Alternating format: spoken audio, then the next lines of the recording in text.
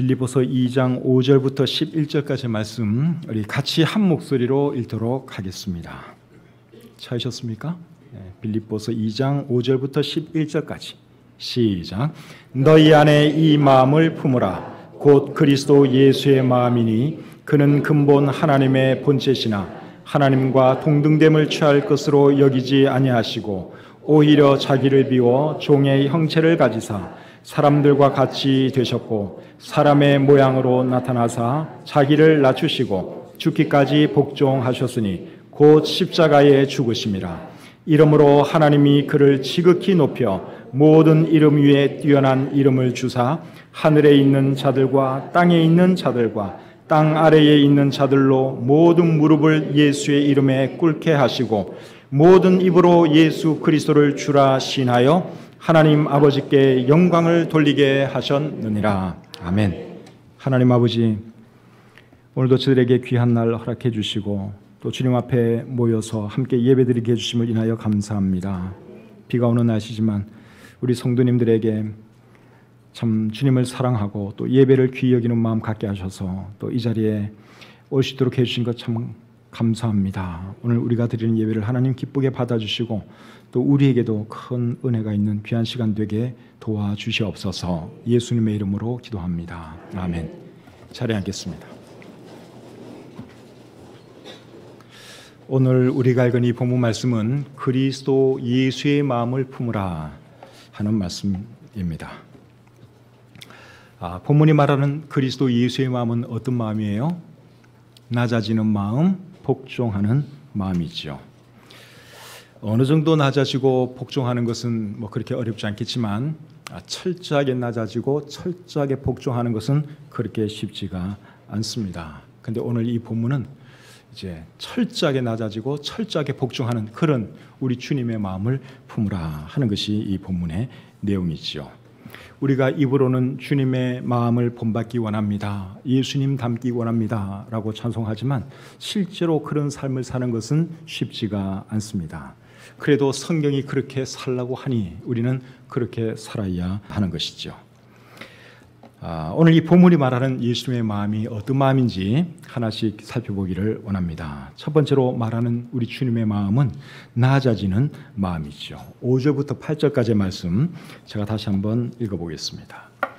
너희 안에 이 마음을 품으라. 곧 그리스도 예수의 마음이니 그는 근본 하나님의 본체시나 하나님과 동등됨을 취할 것으로 여기지 아니하시고 오히려 자기를 비워 종의 형체를 가지사 사람들과 같이 되셨고 사람의 모양으로 나타나사 자기를 낮추시고 죽기까지 복종하셨으니 곧 십자가에 죽으심이라. 여기 8절에 보니까 예수님께서 자기를 낮추셨다고 말씀을 하고 있죠. 오늘 이 본문이 말하는 우리 주님의 마음은 자신을 낮추는 마음입니다. 예수님은 근본 하나님의 본체가 되는 분이시죠. 그런데 그분이 사람이 되셨습니다. 신분 하락도 그렇게 큰 신분 하락이 없습니다.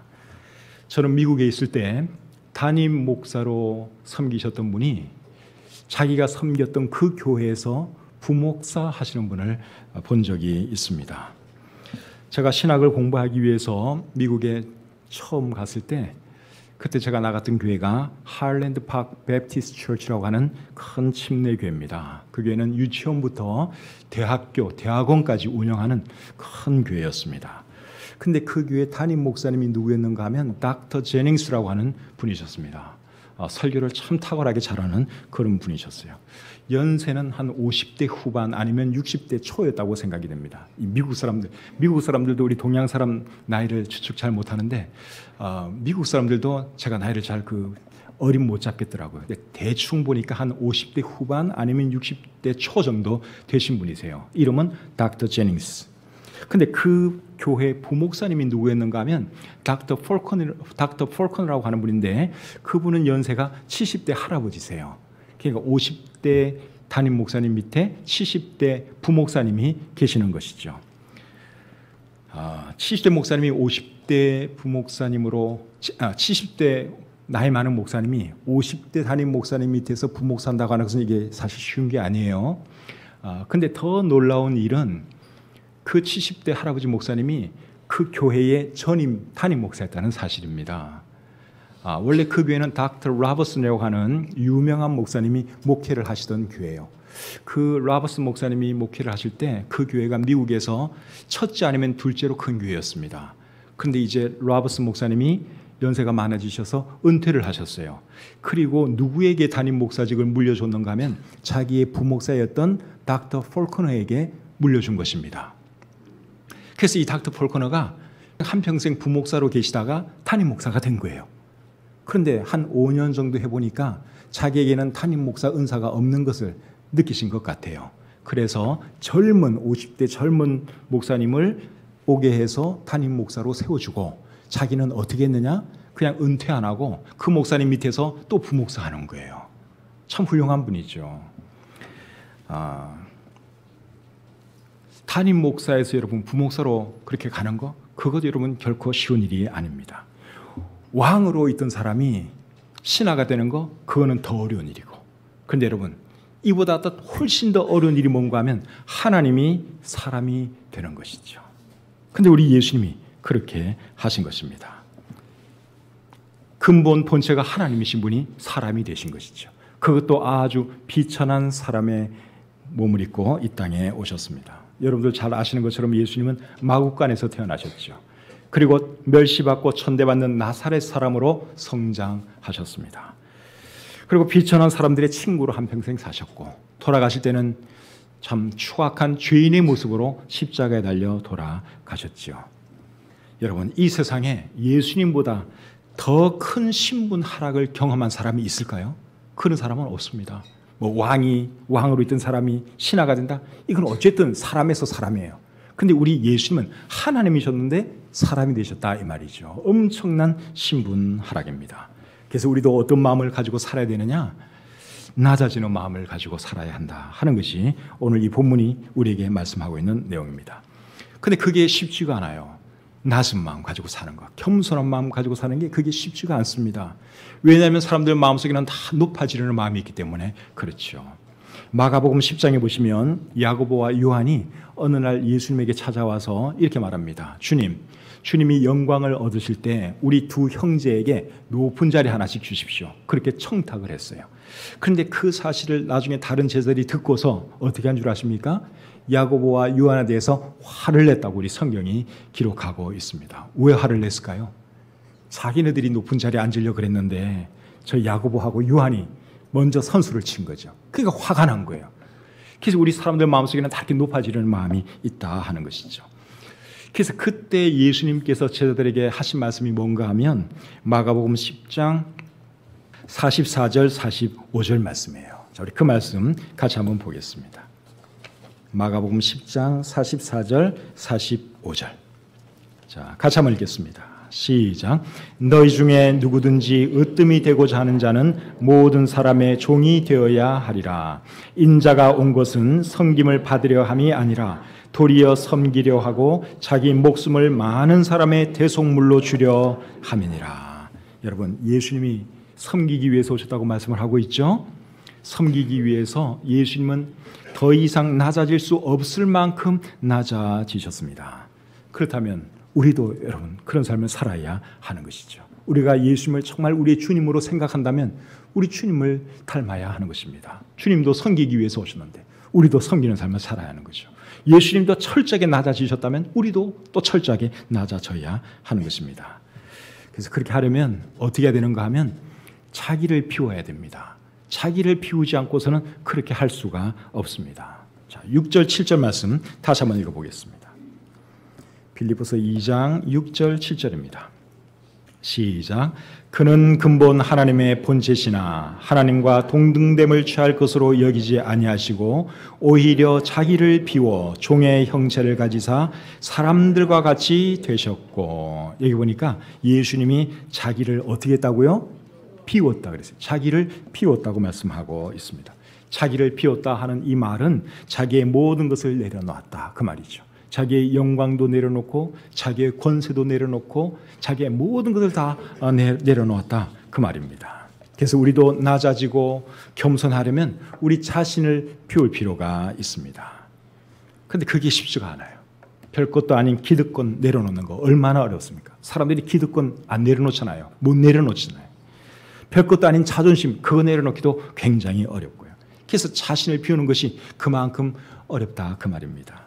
그래도 우리가 낮아지려면 우리 자신을 비워야 합니다. 우리 속에 있는 것들을 비워야 하는 것이죠. 여러분, 우리 속에 뭐가 있는 줄 아십니까? 우리 속에 뭐가 있느냐? 욕심이 있어요. 자만심이 있고 교만이 있습니다. 아집도 있고 또 자존심도 있고요. 그게 있는 정도가 아니라 그냥 꽉 차 있죠. 우리 속에 그런 것이 꽉 차 있어요. 그래서 누가 건드리면 어떻게 돼요? 폭발하는 거지. 누가 건드리면 폭발하는 거예요. 바람이 잔뜩 들어가 있는 풍선에 여러분 뭐 하나 탁 건드리면 펑 터지는 것처럼 우리가 뭐 자만과 욕심과 자존심과 아집과 이런 것이 꽉 차 있다 보니까 누가 건드리면 화를 확 내고 신경질 내고 기분 상해하고 그게 그러는 거예요. 그런데 자기를 피운 사람은 바람 빠진 풍선처럼 누가 건드려도 별 반응이 없습니다. 바람 빠진 풍선은 여러분 그거 이렇게 해봐야 아무런 반응이 없어요. 그러니까 자기를 피우면 그렇게 될 수가 있는 것입니다. 그래서 자기를 피우면 마음이 참 편해집니다. 마음이 편해져요. 자존심 상할 일도 없고 상처받을 일도 없습니다. 우리가 왜 상처받고 왜 자존심 상하겠어요? 우리 속에 이게 뭔가 든 게 많아서 그래요. 뭐 욕심이 많든지 자만심이 많든지 자존심이 세든지 그러니까 우리가 자존심도 상하고 상처도 받고 그러는 것이죠. 마태복음 11장 29절에 보시면 이런 말씀이 있습니다. 나는 마음이 온유하고 겸손하니 나의 멍에를 메고 내게 배우라. 그리하면 너희 마음이 쉼을 얻으리니. 예수님께서 하시는 말씀인데 쉼은 평안을 말하는 것이죠. 여러분 평안은 어디에 있는 줄 아십니까? 겸손한 마음속에 있어요. 겸손한 마음속에. 그래서 예수님 하시는 말씀이 나는 마음이 온유하고 겸손하니 나의 멍에를 메고 내게 배우라. 그리하면 너희 마음이 쉼을 얻으리라. 교만하면 여러분 마음속에 평안이 없어요. 교만한 사람은 늘 대접받기 원하죠. 대접받기 원하는데 누가 대접 안 해주면 기분 나쁘죠. 속상하죠. 화나죠. 마음에 평안할 수가 없어요. 근데 겸손한 사람은 어차피 다 피웠어요. 대접 받으려고 하는 생각도 안 하니까 누가 대접하지 않아도 전혀 기분 나쁘거나 서운하지가 않아요. 그런 상태에서 누가 대접해주면 기분 좋죠. 감사하죠. 그리고 겸손한 사람은 늘 누구를 섬기려고 하는 그런 자세가 돼 있기 때문에 누구 섬겨주면 다른 사람이 행복하고 그 사람이 행복하면 또 나도 행복하고 그래서 마음이 행복하고 평안한 것이죠. 여러분들이 평안한 삶을 살아가기를 원하신다면 항상 마음을 비우시기를 바랍니다.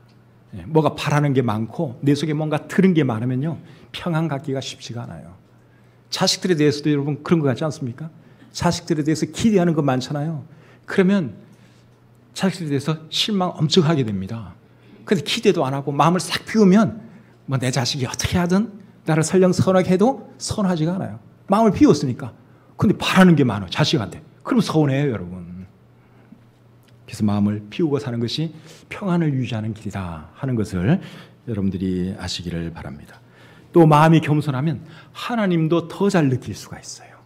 이사야 57장 15절에 보시면 이런 말씀이 있습니다.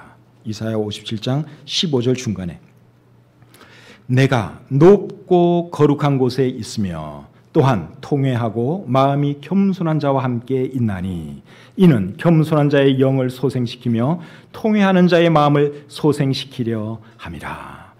여기 보니까 우리 하나님은 어디에 계신다고 말씀하는가 하면 높고 거룩한 곳에 있다고 말씀을 하고 있죠. 그리고 또 어디에 계시는가 하면 통회하고 마음이 겸손한 자와 함께 한다고 말씀하고 있습니다. 우리 하나님이 어디 계세요? 저 높은 곳에 계세요. 그리고 또 어디 계세요? 저 낮은 곳에 계세요. 그래서 마음이 겸손하면 하나님을 더 잘 느낄 수 있어요. 하나님을 더 잘 볼 수 있습니다. 사람들 중에 하나님이 어디 있어? 하나님 없어? 이렇게 말하는 사람들 있죠. 왜 그렇게 말하는 줄 아십니까? 그게 교만해서 그런 거예요. 교만해서. 교만이 꽉 차 있다 보니까 눈에 뵈는 게 없는 거예요. 교만한 사람은 원래 사람도 눈에 안 뵙니다. 하나님도 눈에 안 보이는 거예요. 교만하니까. 그래, 교만하니까. 마음을 비워보세요. 마음을 비우고 낮아지면 사람이 하나님을 찾게 돼 있어요. 그러다가 하나님을 만나게 되는 것이죠. 그래서 사람들의 그런 교만한 마음은 누가 주는 거냐? 누가 주는 것 같아요? 사탄이 주는 것입니다. 원래 사탄이 천사였는데 이 사탄이 하나님처럼 높아지려고 하다가 하나님의 저주를 받고 땅으로 떨어졌잖아요. 교만이 그의 문제였습니다. 또 아담과 하와가 사탄의 꿰매에 빠져서 선악과를 따먹었죠. 선악과를 따먹은 동기에도 보면 그게 교만이 있습니다. 저거 따먹으면 하나님처럼 눈 밝아진다니까. 그 말에 홀딱 넘어가가지고 아담과 하와가 선악과를 따먹었죠. 교만해지고 싶은 교만 때문에 결국 아담과 하와도 범죄하고 마른 것입니다. 그런데 사탄은 오늘날에도 사람들에게 교만한 마음을 자꾸 넣어줍니다. 우리가 교만해지려고 하면은 사탄이 나로 하여금 교만하게 만드는구나. 그렇게 이해하시면 틀림이 없어요. 사탄이 지금도 그 역할을 해요. 우리 주님의 마음은 절대로 교만한 마음이 아닙니다. 우리 주님의 마음은 어떤 마음이에요? 낮아지는 마음, 겸손한 마음이에요. 사탄은 교만한 마음, 높아지려는 마음, 이거예요. 성경의 인물들 중에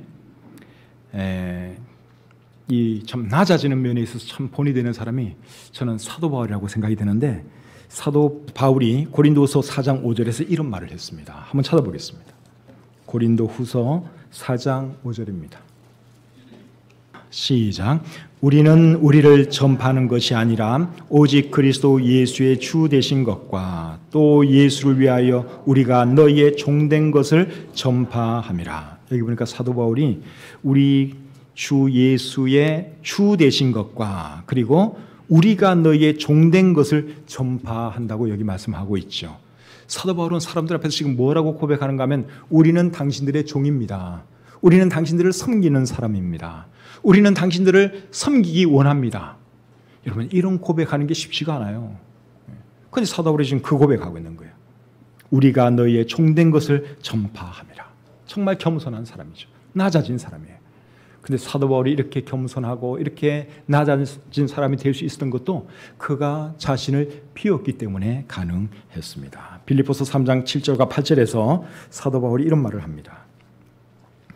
그러나 무엇이든지 내게 유익하던 것을 내가 그리스도를 위하여 다 해로 여길 뿐더러 또한 모든 것을 해로 여김은 내 주 그리스도 예수를 아는 지식이 가장 고상하기 때문이라. 내가 그를 위하여 모든 것을 잃어버리고 배설물로 여김은 그리스도를 얻고. 자, 여기 보니까 사도 바울은 그리스도를 위하여 모든 것을 해로 여겼다고 말씀을 하고 있죠. 그리고 배설물로 여겼다 그랬어요. 이게 뭡니까? 이게 마음을 비운 거예요. 자신을 완전히 비워버린 거예요. 욕심도 비우고 세상에 어떤 무엇을 추구하려고 하는 것도 비우고 싹 비웠어요. 싹 비웠어요. 모든 것은 다 나에게 해로운 것이다. 모든 것들은 다 배설물과 같은 것이다. 완전히 자신을 비웠어요.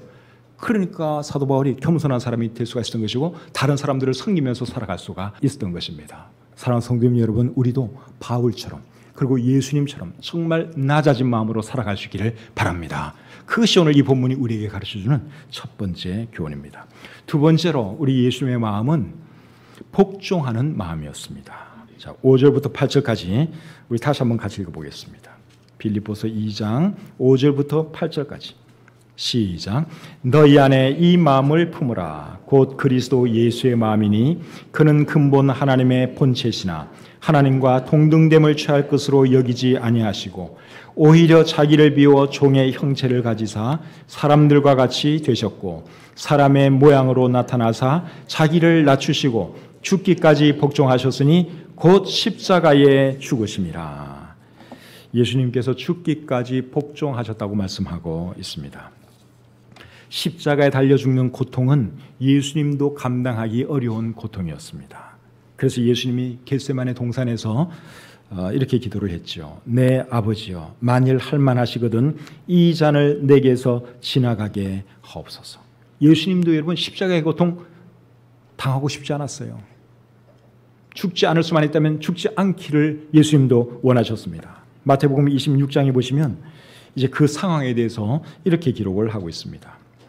마태복음 26장 37절부터 보시면 이렇게 되어 있어요. 베드로와 세베대의 두 아들을 데리고 가실새 고민하고 슬퍼하사 이에 말씀하시되 내 마음이 매우 고민하여 죽게 되었으니. 이 보시니까 예수님이 고민하고 슬퍼하셨다고 말씀하고 있습니다. 죽음을 바라보면서 십자가 고통을 생각하면서 고민하고 슬퍼했다고 말씀하고 있고 내 마음이 매우 고민하여 죽게 되었다. 그렇게 말씀을 하고 있는데 여러분 이게 예수님의 말씀이라는 게 여러분 이해가 되십니까? 예수님도 십자가의 고통 무서워하셨어요. 안 죽을 수만 있다면 안 죽기를 원했습니다. 그래서 예수님이 이 기도를 몇 번이나 했는가 하면 3번 했어요. 정말 간절히 하나님께 3번 기도했습니다. 얼마나 간절히 기도했든지 땀이 땅에 떨어지는 핏방울같이 되었다고 우리 성경이 기록하고 있습니다. 우리가 예수님에 대해서 잘못 생각할 수 있는 것이 있는데 그게 뭔가 하면 예수님은 하나님이니까 십자가의 고통쯤이야 아무것도 아니겠다. 그렇지 않습니다. 예수님은 100% 하나님인 동시에 100% 사람이었다는 것을 잊으시면 안 돼요. 예수님도 밥 안 먹으면 배고프고 물 안 마시면 목마른 그런 분이었습니다.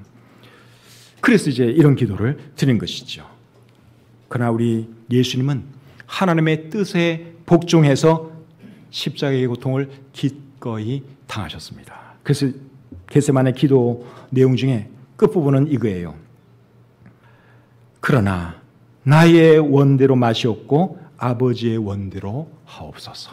처음에는 이 잔 내가 안 마실 수 있으면 그냥 좀 지나가게 해 주십시오. 그렇게 기도하다가 예수님의 마지막 기도는 그러나 내 뜻대로 하지 마시고 하나님 뜻대로 하옵소서. 예수님은 철저하게 하나님의 뜻에 복종하는 삶을 사셨습니다. 그래서 우리도 주님의 제자라면 그런 삶을 살아야 하는 것이죠. 저와 여러분들에게는 그런 마음이 있습니까? 복종하려는 마음. 하나님의 뜻에 무조건 복종하라는 그런 마음이 우리에게 있어야 하는 것이죠. 마태복음 16장 24절에서 예수님이 이렇게 말씀을 하세요. 누구든지 나를 따라오려거든 자기를 부인하고 자기 십자가를 지고 나를 따를 것이니라. 여러분, 자기를 부인한다는 말이 뭐겠어요? 자기를 부인하는 거, 그 자기를 철저히 비워놓은 거예요. 그게 자기 부인이에요. 그리고 자기 십자가를 지고 따르는 것은 하나님의 뜻을 이루기 위해서 고통을 감수하고 따르는 것을 말합니다. 사람마다 져야 할 십자가가 다 달라요. 예수님의 십자가가 다르고 베드로가 짊어져야 했던 십자가가 다르고 오늘날 저와 여러분들이 져야 할 십자가가 다릅니다. 십자가는 다 힘든 거예요. 다 고통스러운 거예요. 그러나 하나님의 뜻을 이루기 위해서 그것이 필요하면 기꺼이 그것을 해야 한다 그 말이에요. 사랑하는 성도님 여러분, 우리도 주님처럼 하나님의 뜻에 무조건 복종하는 그런 삶을 살아갈 수 있기를 바랍니다. 쉽진 않아요. 그래도 그렇게 하셔야 돼요. 왜냐하면 그것이 우리 주님의 명령이고 주님께서 우리에게 보여주신 본이기 때문에 그렇습니다. 복종에 대해서 좋은 본을 보여주는 사람이 저는 이삭이라고 생각이 듭니다. 이삭의 아버지 아브라함이 하나님께로부터 어떤 명령을 받습니까? 네 독자 이삭을 번제로 바치라 하는 그 명령을 받죠. 그래서 아브라함이 이제 하나님의 뜻을 준행하기 위해서 이삭을 데리고 모리아 산 위로 올라갑니다. 그런데 이 이삭이 나중에 그 하나님의 뜻을 알고 거부하지를 않아요. 아버지가 자기를 죽이기 위해서 밧줄로 꽁꽁 묶고 번제단 위에 눕혀놓고 칼을 들어서 죽이려고 하는데도 이 아들이 반항을 안 해요. 빠져나갈 생각을 안 합니다. 이삭이 그때 어린아이가 아니에요. 번제 나무를 지고 산에 올라갈 정도였으니까 꽤 건장한 청소년이라고 할 수 있겠죠. 그런데도 이 아들이 아버지가 자기를 죽이려고 하는데도 반항을 안 했다 이겁니다. 왜 안 했을까요? 하나님의 뜻이라니까. 그게 하나님의 뜻이라니까. 얼마나 여러분 순종을 잘하는 사람입니까? 결국 하나님이 이삭을 죽도록 내버려 두지 아니하셨죠? 아브라함이 칼로 찔러 죽이려고 하는 그 순간 하나님께서 아브라함아, 아브라함아, 이제 됐다. 네가 얼마나 나를 사랑하는지 내가 이제 알겠다. 그렇게 말씀을 하시면서 하나님께서 합격 점수를 주셨습니다. 그리고 뒤에 돌아보니까 양 한 마리가 수풀에 걸려 있는 거예요. 그래서 아브라함과 이삭이 그 양을 잡아다가 하나님께 번제로 바치고 기쁘게 산을 내려왔죠. 이삭이 죽지는 않았지만 그 사람은 죽기까지 순종한 사람입니다. 하나님은 어떤 사람을 사랑하시는 줄 아십니까? 순종하는 사람을 사랑하세요. 하나님 뜻이라면 무조건 복종하는 사람을 사랑하십니다. 저와 여러분들이 그와 같은 사람이 되었으면 좋겠습니다. 하나님의 뜻과 내 뜻이 잘 맞으면 순종하고 하나님의 뜻과 내 뜻이 잘 안 맞으면 순종하지 않고, 이거는 순종이 아니죠. 내 뜻을 과감하게 접을 줄 알아야 하는 것입니다. 하나님의 뜻이라면 내 뜻은 전혀 중요한 게 아니에요. 하나님의 뜻이 드러나는 게 중요한 거지. 내 뜻에 안 맞는다고, 내 기분에 안 맞는다고, 그거는 순종이 아니에요. 참된 순종은 내 뜻에 상관없이 하나님의 뜻이라면 그게 무조건 순종하는 것. 이게 참된 순종입니다. 그리고 순종을 하는데 우리가 어느 정도로 순종을 해야 하는가 하면 오늘 이 본문 말씀에 의하면 예수님은 죽기까지 순종을 하셨다고 말씀을 하고 있어요. 우리도 철저하게 순종을 해야 하는 것이죠. 대충 순종하는 거 그거는 순종 아니에요. 여러분 사울 왕이 결국 하나님께 버림받았죠. 그 사람이 왜 버림받았어요? 불순종하다가 버림받았어요. 그런데 사울도 여러분 어느 정도는 순종을 했어요. 대충은 순종을 했어요. 하나님의 아말렉 군사, 아말렉 모든 거 다 진멸하라고 했을 때 이 사울이 어느 정도는 실천을 했어요. 그런데 하나님이 보실 때는 그거는 순종이 아니에요. 온전하게 하지를 않았기 때문에. 그래서 우리가 순종을 할 때는 철저하게 해야 하는 것이죠. 하나님이 죽기까지 순종하라면 그렇게 해야 하는 것입니다. 하나님이 우리의 목숨을 요구한다면 목숨까지라도 바쳐야 하는 것이죠. 지금도 여러분 북한이나 이슬람권 나라에서는 복음 때문에 하나님의 뜻을 이루기 위해서 기꺼이 자기의 목숨을 바친 사람들이 있습니다. 지금 이 시대에도 여러분 그런 순교자들이 있습니다. 하나님께서 만약에 저와 여러분들이 목숨을 요구한다면 바쳐야죠. 그게 철저한 순종이에요. 그것이 죽기까지 순종하는 것입니다. 예수님을 주님으로 영접하는 순간 우리는 사실 이미 죽은 사람들이에요. 우리가 늘 외우는 말씀이 갈라디아서 2장 20절 말씀인데 거기 보면 이렇게 되어 있습니다. 내가 그리스도와 함께 십자가에 못 박혔나니 그런즉 이제는 내가 사는 것이 아니요 오직 내 안에 누가 사는 것이라? 그리스도께서 사시는 것이라. 나는 죽었어요. 십자가에 못 박혀 그리스도와 함께 죽었어요. 내 안에 누가 사는 것입니까? 그리스도가 사는 거예요. 나는 그리스도를 위해서 살아가는 사람일 뿐입니다. 빌립보서 1장 21절에서 사도 바울은 이렇게 고백합니다. 이는 내게 사는 것이 그리스도니 죽는 것도 유익함이라. 그러니 여러분 죽기까지 순종 못할 이유도 없죠. 우리는 이미 그리스도와 함께 죽은 사람들이니까. 우린 다 덤으로 사는 사람들이에요. 우리가 살아가는 목적은 하나님께 영광 돌리고 그리스도의 영광 드러내는 것이 우리의 삶의 목적 아닙니까? 그런 상태에서 하나님이 우리에게 무엇을 요구하면 여러분 그거 못해드릴 게 뭐 있어요? 그리고 죽기까지 순종하는 것이 그게 아주 죽는 길이 아니라 사실은 영원히 사는 길이죠. 누가복음 9장 24절에 보시면 이렇게 말씀합니다. 누구든지 제 목숨을 구원하고자 하면 잃을 것이요 누구든지 나를 위하여 제 목숨을 잃으면 구원하리라. 여러분 살겠다고 버둥버둥대면 그게 여러분 사는 게 아닙니다. 주님을 위해서라면 내가 기꺼이 내 한 목숨 바치겠다. 이런 마음으로 사는 사람, 그 사람이 진짜 사는 사람이에요. 자기만 사는 것이 아니라 다른 사람들도 살립니다. 요한복음 12장 24절에서 이렇게 말씀을 하십니다. 내가 진실로 진실로 너희에게 이르노니 한 알이 미리 땅에 떨어져 죽지 아니하면 한 알 그대로 있고 죽으면 많은 열매를 맺느니라. 한 알이 죽으면 죽는 것 같지만 거기에서 또 수많은 열매들이 나옵니다. 우리 주님이 우리에게 원하는 삶이 그런 거예요. 철저하게 순종하고 철저하게 복종하면 그게 내가 죽는 것 같은데 그게 사실은 죽는 게 아니에요. 그게 내가 사는 길이에요. 다른 사람도 살리는 길입니다. 그리고 그렇게 할 때 하나님이 영광 받으시고 하나님께서 우리를 통해서 또 귀한 일 하실 줄 믿습니다. 여러분 예수님이 철저하게 낮아지고 철저하게 복종하니까 결국 어떻게 되었어요? 자, 오늘 본문 9절부터 11절 보겠습니다. 9절부터 11절. 시작. 이러므로 하나님이 그를 지극히 높여 모든 이름 위에 뛰어난 이름을 주사 하늘에 있는 자들과 땅에 있는 자들과 땅 아래에 있는 자들로 모든 무릎을 예수의 이름에 꿇게 하시고 모든 입으로 예수 그리스도를 주라 신하여 하나님 아버지께 영광을 돌리게 하셨느니라. 예수님께서 자신을 낮추시고 죽기까지 복종하니까 하나님께서 예수님을 높여주셨어요. 예수님의 이름을 모든 이름들 위에 가장 뛰어나게 해주셨습니다. 예수님은 인류의 메시아가 되셨습니다. 그리고 모든 무릎을 예수님의 이름에 꿇게 해주시겠다고 여기 말씀하고 있죠. 지금은 예수님의 이름에 무릎 꿇지 않는 사람들이 너무나 많아요. 예수님을 비웃고 예수님을 조롱하는 사람들이 너무나 많지만 예수님이 만왕의 왕으로 다시 오실 때는 모든 무릎들이 예수님 앞에 꿇게 될 것입니다. 여러분 어떻게 해서 그런 역사가 나타나게 된 거예요? 예수님이 자신을 낮추시고 죽기까지 복종하니까 그런 역사가 나타나게 된 것이죠. 오늘 이 본문이 우리에게 주시는 교훈은 그리스도 예수의 마음을 품으라는 것입니다. 그리스도가 자신을 낮추시고 죽기까지 복종하신 것처럼 우리도 그렇게 살라는 것입니다. 쉽진 않아요. 그러나 그렇게 살도록 노력하는 저와 여러분들이 될 수 있기를 바랍니다. 그렇게 하면 우리 하나님이 영광 받으세요. 하나님이 그 사람 축복해 주십니다. 야고보서 4장 10절에 보시면 주 앞에서 낮추라. 그리하면 주께서 너희를 높이시리라.